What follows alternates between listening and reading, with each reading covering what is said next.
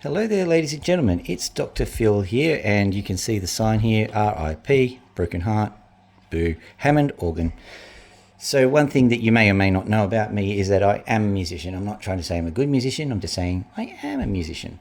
And one thing about musicians is that they always love their instruments. And that's why I was so affected when I saw a Hammond organ on the side of the road that had essentially been gutted for no good reason. The reason I said that was because they took maybe 25% of the copper, if that, and they took very little of everything else, but they did make the instrument completely useless for anybody else. And it just made me sad that it was just so wastefully destroyed. So I thought it needed a decent burial, or at least needed to be scrapped correctly. So I thought, what could I do? So I literally pulled out all the stops. In case you're wondering what kind of joke I was talking about here, this is literally, I think you call it a stop block. So basically it's full of stops. Now these are not the stops for which the saying was made originally. They are actually a mechanical device with airflow. So whenever the organist was actually going to make something sound extraordinarily loud, they would pull out the stop. And this one in particular has got a number from 1 to 8. You can tell that Marshalls are better because they go to 11. That's a bit of a joke. But it's a form of a potentiometer. A potentiometer is a round one that you twist. So that's how that works. Basically, no current, lots of current. No current, lots of current. That's how a stop works, and it's just almost exactly the same when you're using air blowing through a horn for a pipe organ. So that's a stop mechanism, and it's sad to see it in this state, but oh well. I'm going to be extracting all I can from it. I'm pretty certain that thing is either copper or possibly silver coated, or maybe even pure silver.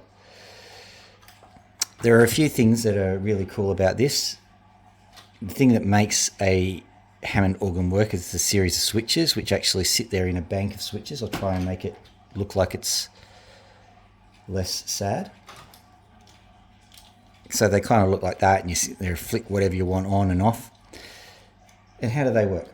Well, here's where the tragedy comes in. If you flip these guys open, you can see that in here there's just a few pieces of metal. Let me show you the metal. Just grab one of them or two of them. Always when the camera's on, you just don't know how to hold a pair of pliers. So here's your metal, and let's just zoom in. So you can see that little bar across there, and I'll flip them two over and you'll see another one just there. There you go. There's another bar. So basically, these guys have got silver contacts on them, and probably on the other sides too. I think they've been a bit too worn, or maybe they don't have them there. But yeah, each one of these switches contains two of these, with each of them containing, a bar of silver. Not a bar of silver, but just a small bar of silver, a small contact. The way it works, basically, this thing, you should recognize this. It's a cable end thing, right? So that gets attached to a wire, and a wire has another one of these on the end. Let's see if I've got one around here somewhere, because you need a specific type. And that's not that one. Never when you want it. There it is. Okay, so here it is. Now it's connected to this doobie here. If I can find this doobie. Here we are. It's got a few attached even. This doobie here, which is then attached to a piece of silvered paper, which goes onto the timber like that, or the other way around, can't remember. I think it's like this. And then basically this guy just gets attached on like so. There you go.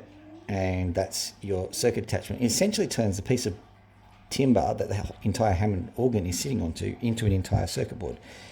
And I think this is made from silver. So as you can see, we've got silver here, we've got silver here, probably got silver elsewhere.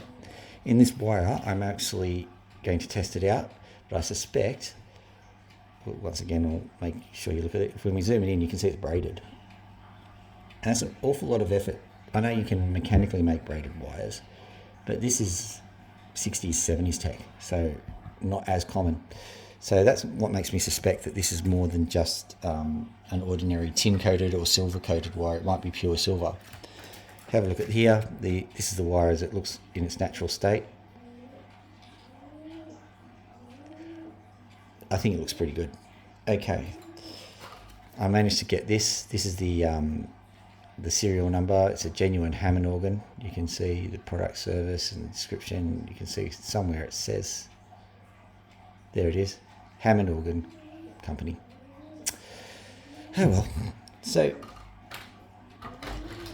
I'm going to show you the circuit board because it's actually a really cool thing in its own right. You can see how it doesn't look like a modern circuit board. I wish I had one for comparison, but it just doesn't look like a modern circuit board. It looks, shall we say, organic, and that's because these things are hand drawn with silver usually. So I'm expecting this entire underside here to be silver. Now, why didn't the Hammond organ work? I'm no electrician. I am not. What's his name? Big Clive. But if you just zoom into here, sorry, if you zoom into here, and I'm just showing you how I found it, you can see that these things are square, right? And that's a representation of these guys here, which are no longer square. Now, I can't be entirely certain. I think these are, they're capacitors, or yeah, I think they are. But these are blown out, and so I think they no longer work. And I think that's the reason why our good old Hammond organ had stopped working. All you needed to do was replace these and it'd be as good as gold. But admittedly, there's quite a few of these. And there's quite a large one. I might show that to you later on. Anywho, we're running out of time. I found it in this state, and you can see that the wires were snipped across. And as like I was telling you, these are probably silver, and they might have just considered it to be tin, and they would have put it into the lowest wire category. But the other thing was, well, they didn't need to snip it. They just pull it off. And there were little clamps that this was held in as well. It was pretty easy to dismantle just on its own. You can see that might be silver as well. I think that's all I will show you about the old Hammond organ that I found. Plenty of silver for me to scrap probably. I will test this, find out if it actually is silver, tell you how it all goes. In the meantime, look after yourself and try not to destroy any lovely musical instruments whilst you're out there in the world. This made me really sad. Dr. Phil out.